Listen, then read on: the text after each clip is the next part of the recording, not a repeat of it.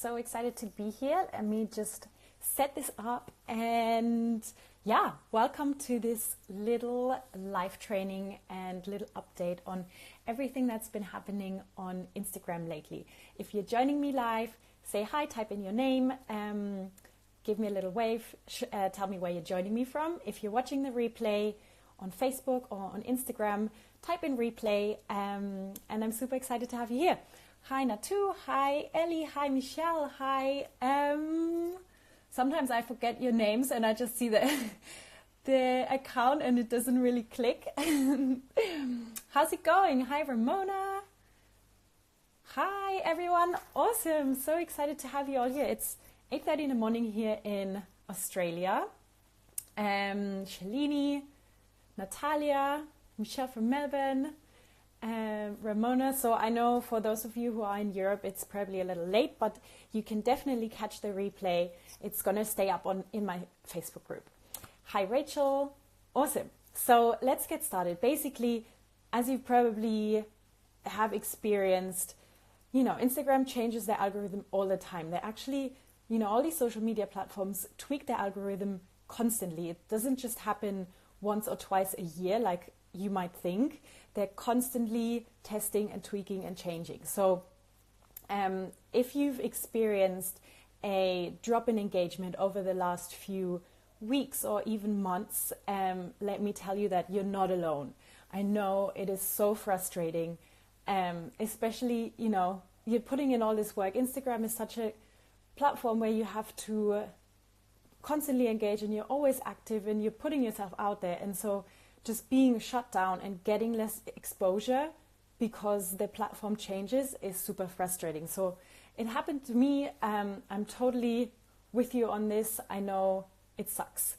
But there has been some rumors going around on things like hashtags. Can you still post them in a comment? Should you post them in a caption? How many hashtags should you be using? Can you still use all 30? Is that spammy?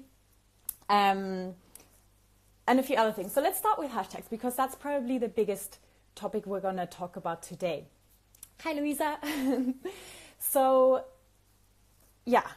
first of all, lots of rumors about whether you can still post your hashtags in the caption or in a comment. And I've been doing lots of research. I've actually been talking to quite a few people over the last few weeks, and I've also been doing some testing myself. Here's what I have to share. First of all, there is an article that was brought out by Instagram. So if you go to the Instagram help website and you type in hashtags, you will find a page that says, how do I use hashtags? And what they say is you can add hashtags in the caption or comments of your post. Blah, blah, blah. Then it goes on. And then it says, if you want to add a hashtag to a post you've already uploaded, edit the caption or include your hashtags in a comment on your photo. So basically, if Instagram is saying that you can put your hashtags in either one, then I would pretty much go with what Instagram says over with what all these other people out there say. Now, I have done some testing. I have put my hashtags in the caption for quite a while a few weeks ago, and I didn't really see any difference. I'm in quite a few different forums and Facebook groups, and people say they've seen differences. Some people say they haven't seen differences. So usually what I say is try these things out for yourself. If you're testing a new strategy or if you want to try out anything new that you haven't done before, give it some time. So definitely don't just post, if you're usually posting in your captions, don't just post it once in a comment and then if you don't see a result or a change, give up and switch back to the original version, what you're doing. Give it some time. You definitely want to try these things out for at least 1 to 2 weeks, if not a month. Okay? Feel free to type in comments, questions if you have any. The second thing that I've been talking to a lot of people about is the number of hashtags you should be using. So I have definitely always found that if you're given, this is the other thing they say, how many hashtags can you post? on the Instagram page, it says you can use up to 30 tags on a post. If you include more than 30 tags on a single post, your comment won't post. So I have definitely always found that if you're given 30 opportunities to be found, definitely use all 30. Now, some people are saying that with the shadow ban and just the Instagram algorithm changes, that maybe including all 30 hashtags can seem as spammy. And some people have found that using just between 5 and 11 hashtags is giving them more exposure, more visibility. So this is something I'm still testing actually. So I'm going to keep you updated on this. But again, if you want to give it a go and, change up your strategy, I think most importantly when it comes to hashtags is that you're definitely using the right hashtags. So you want to make sure they're the right size. You want to make sure they're hashtags that your audience is using, and not hashtags like for like or follow for follow. But I'm pretty sure if you've been following me for a while, then you're not doing that anyway. So that was the second thing. The third thing when it comes to hashtags is definitely you want to be changing them up constantly. So that doesn't mean you have to post different hashtags every single time you share a post, but you definitely don't want to be using the same exact hashtag set for, months and months. Thank you for all the hearts. That's so sweet. Keep them coming. I love seeing them. So, every month I send out 10 new hashtags that I find for you that are the right size and relevant to foodie people in general. So definitely make use of them. Change your hashtags up. If you have, if you can divide your posts into different categories. So you might have, you might be generally posting a breakfast related post or a healthy lunch related post. Hi, Bab. Or, vegan dinners or whatever. Try and change up these categories and create different hashtag sets for each one of the categories, so that at least by posting the different posts, you'll be able to use those hashtag sets that you've created for those different categories. And so you're already not using the exact same set every single time you post. Does that make sense? Let me know. Type in yes in the comments if that makes sense, or if you need a little more explaining. Sometimes I get confused in my own head. Hi Mona, thanks for joining me here. Awesome. Thank you guys. So yeah, change up your hashtags. And the longer you go, the easier it will become for you to find those right hashtags and to come up with these different sets. So it's not the most fun task to... Oh, I'm glad I'm making sense. It's not the most fun task to come up with these hashtag sets, but definitely it's worth putting in the effort and the time to get them set up. Awesome. So Fitness is saying she does that and gets lots of likes. Awesome. Hi. Okay. One of the newest features that's being rolled out is that you can now follow a hashtag. So I don't know if any of you have played around with that already. I started following a few hashtags, and I've definitely found, first of all, it's pretty great if you're following a hashtag that your ideal follower is using, then their posts keep showing up in your home feed, and you're just getting exposed to new accounts that you can engage with and that you can potentially follow. So definitely have a play with that. Also, they always say anytime a social media platform rolls out a new feature, that if you start using that feature, you get rewarded. And by rewarding, they probably mean you're getting more exposure. So I definitely always encourage everyone to just, have a little play. Yeah, you didn't know about following hashtags? Yeah, so anytime you go into a hashtag, on the top, it will just say follow. And actually, if you're checking out someone else's account, so if you may be interested in or you want to find new hashtags to follow, then now when you go to someone's profile, on the top, it will say the number of followers and then the number of following. And so if you go to following, it will not only show you the accounts that those people are following, but it will also show you the hashtag that those people are following. So that's a great way of just finding new hashtags to follow, and then again finding new accounts to engage with and to follow and to grow your audience. So that's pretty much it about hashtags, everything I had to share. I will keep working on this and doing my little research and testing, so I'll definitely do another one of these lives soon to keep you updated. Let me know if you have any questions, or give me a thumbs up if you're feeling a little bit more calm and confident about using hashtags and the kind of rumors that are being spread. So give me a thumbs up in the comments if that was helpful, because that's awesome. Kristen, thank you. Thank you, guys. Cool. So the next thing I wanted to talk about is the business profile. So I recently switched over to the business profile for the first time. I think I tried it out when it first came out, but I quickly switched back. Thanks for all the thumbs up. You guys are awesome. And I switched over because I use Facebook ads and Instagram ads for my business. And one of the features that's rolled out for the business account is that I can basically target anyone who has engaged with my content on Instagram. And so I wanted to try that out for a new ad campaign that I was running. Now, here's what I found. Ever since switching over to the business account, my engagement has just dropped so much. It's slowly getting better because I am spending more and more time engaging.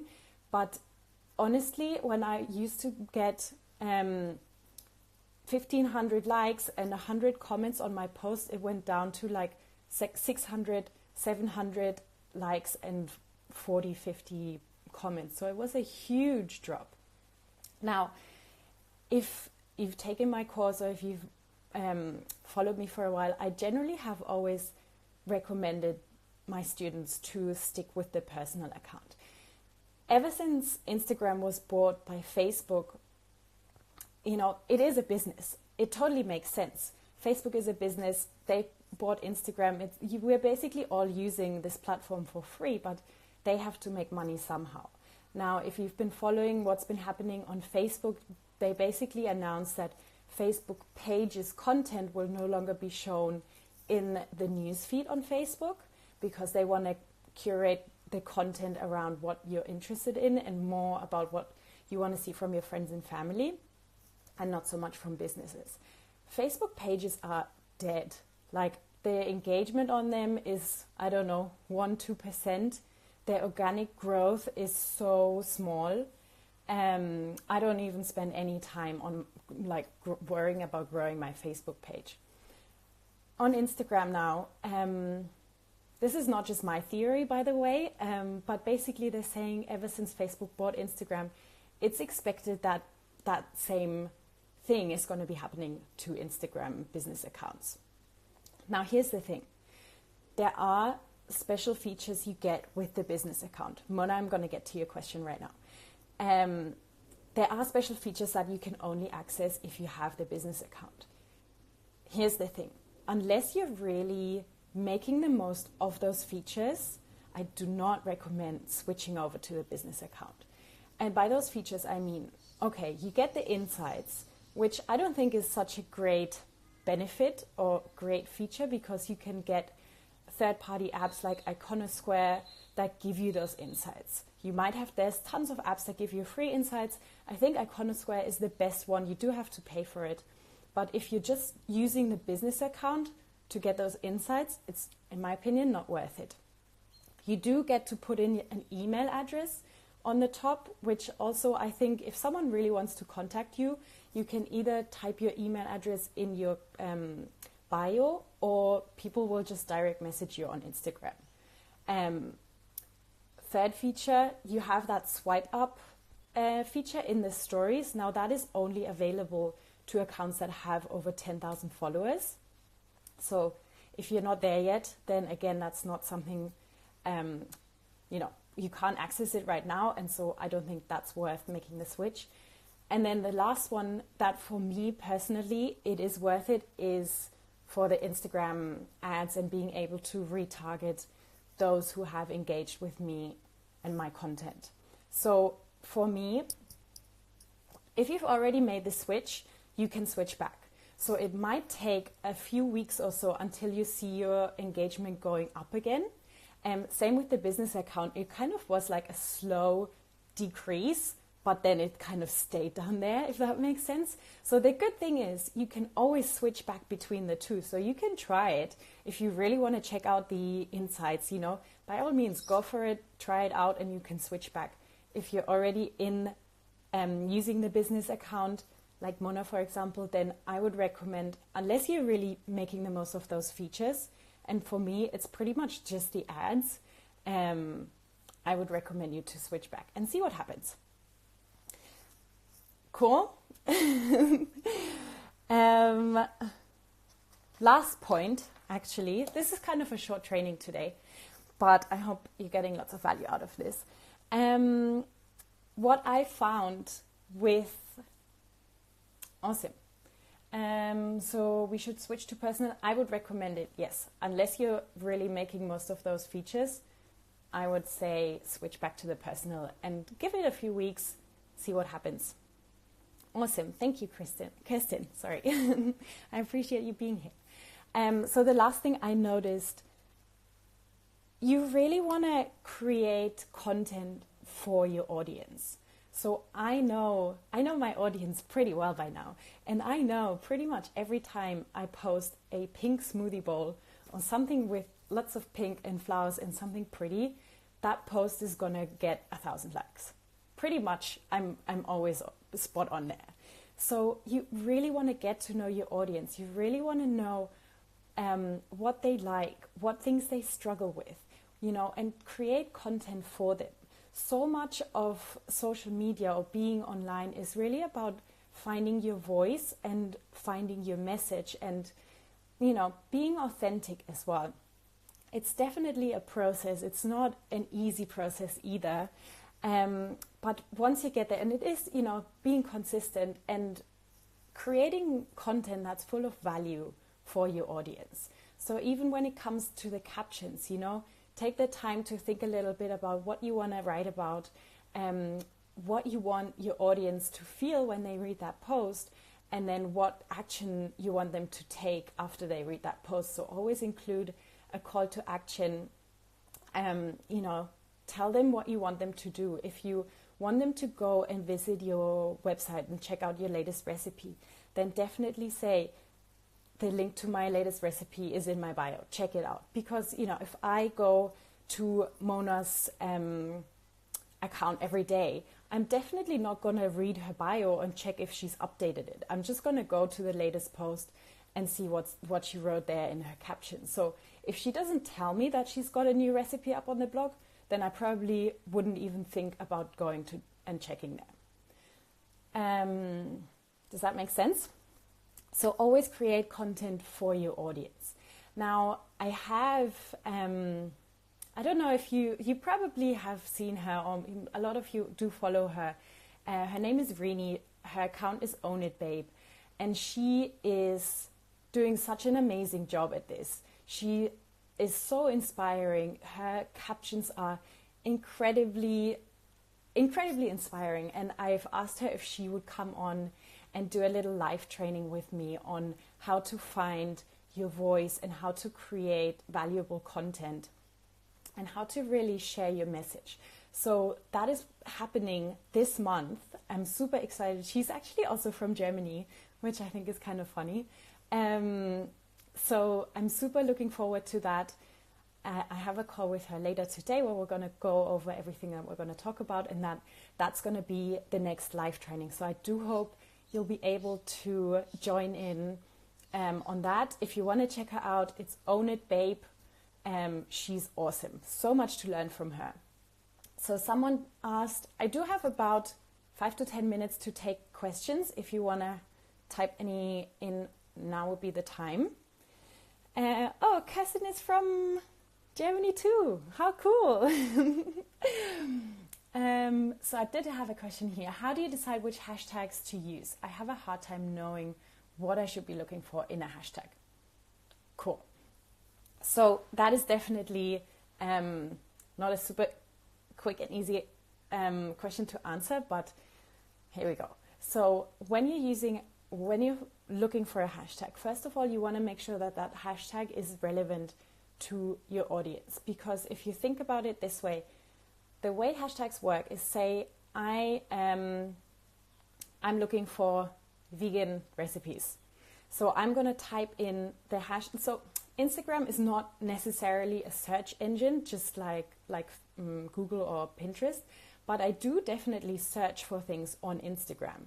So if I wanted to find, for example, I really want to make soba noodles, and this is a true story. So if anyone has any soba noodle recipes, send them my way. So I would type in hashtag soba noodle and then kind of see what comes up. And when you type any hashtag in the search bar and you have it set to hashtags, then Instagram will display a list of hashtags that contain that word, right? So it might come up soba noodle recipes, soba noodles, blah, blah, blah. And then you can basically go into that hashtags and check out, first of all, is it a real hashtag? So some hashtags now are banned on Instagram. Is it full of good content? So some hashtags, I might go into soba noodles and it might not actually have any posts about soba noodles in there. It might be other stuff. Soba noodles probably isn't the best example to use right now because it's probably pretty small and pretty specific, but you get what I mean. So you check, okay, is this hashtag relevant? And then you definitely want to check the size of a hashtag. So a lot of people think the bigger the hashtag, the better. But actually the way hashtags work is that they're time sensitive. So when you post a post with that hashtag, it will basically appear on top of the hashtag in the recent section. Now, anytime someone else posts a post with the same hashtag, your post will kind of like that post will get put in front of your post, and so on and so on. So your post kind of moves down the feed, the more posts are being uploaded with that hashtag. So if you're using a hashtag like food porn that has millions and millions of posts associated with it, then basically you upload your post and then by the time you refresh, it's already gone, right? So by using smaller hashtags, you're increasing your visibility because your post doesn't disappear so quickly. Does that make sense? Tasting to thrive. Let me know if that makes sense. And then, Instagram also displays the related hashtags. So you can kind of go and check those out. You can check out what other people are using and see if those... I'm having problems with the word hashtag today. If those hashtags might be relevant to your audience, if they're the right size, those kind of things. So it definitely, there is a system, and it definitely takes a little bit of work to find the right hashtags. But try out the following a hashtag and seeing what other people follow, what kinds of hashtags they follow. And then, if I'm not mistaken, Instagram will even, if you follow a hashtag, they will even display other hashtags that might be relevant to you. So that's pretty cool. So Sabudana, I hope I'm saying that right, is asking, what is the best way to get engagement in the first 5 minutes? So definitely it's all about... Sorry, I'll get back. Sam, probably next week will be the one with Own It Babe, okay? If you get on my email list, I always send those news out first, or I'm pretty good usually at letting you know on Instagram as well. Thanks so much for joining. So let me read that question again. What is the best way to get engagement in the first 5 minutes? So I definitely think it's all about the captions. And it's also about training your audience to engage with you. So I know some people kind of try out writing an engaging caption or asking a question in their caption once, and then they don't get the reply they were hoping, or the amount of replies or the types of replies they were hoping for, and then they kind of don't try again and they feel all defeated. You have to be consistent. You have to, show up again and again and again, and you have to really train your audience to engage with you. So I always give this example of Libby from Libby Rothschild. She's done an amazing job at that. Every single post she posts, it starts with question, and then it kind of has that emoji pointing down. And then she has a question, or she has some sort of content in her caption that creates discussion. Or she, posts that are funny, like food humor. So she really knows what her audience is interested in. And so she definitely delivers that value through her posts and her captions. And she gets, 200, 300 comments on her posts. So it's all about, again, knowing what your audience wants to hear about, knowing what you can, what kind of value you can give to your audience. So, what kind of skills do you have that you can share? What kind of knowledge? What can you teach others? And then kind of finding a way to combining what your audience wants to hear about and what you're actually good at and what you can teach about. So, bye Sam. So that's one way. And then, just being consistent in the way you create your captions and really make sure your captions are engaging. So I actually just came up with 9 captions formulas for my workshops. So I kind of spend a lot of time thinking about this. And there's definitely ways you can, use these formulas, and whether it's just asking a question every single time, or using something like double tab if you, would love this for breakfast right now. Those kind of things, like just have a little play around and also see what works, Some people are really, hi Emma, we're almost finished, but you can definitely catch the replay in just a minute. I will upload it and you'll be able to check it out here on Facebook. Find out what your audience wants, finding your voice. So again, this is definitely something we're going to talk about in the live with Rini next week. So make sure you join in for that. I hope this was helpful. Unfortunately, I have to go. Today is a little bit busy, but thank you so much for tuning in. The next live will be next week. I'll announce it. Thank you, Kirsten. Thank you, everyone. This was awesome. I hope you got lots of value out of this. I hope you're feeling a little bit more confident and excited. I am also looking forward. I can't wait to see you then. Have a great day or night wherever you are, and I'll speak to you.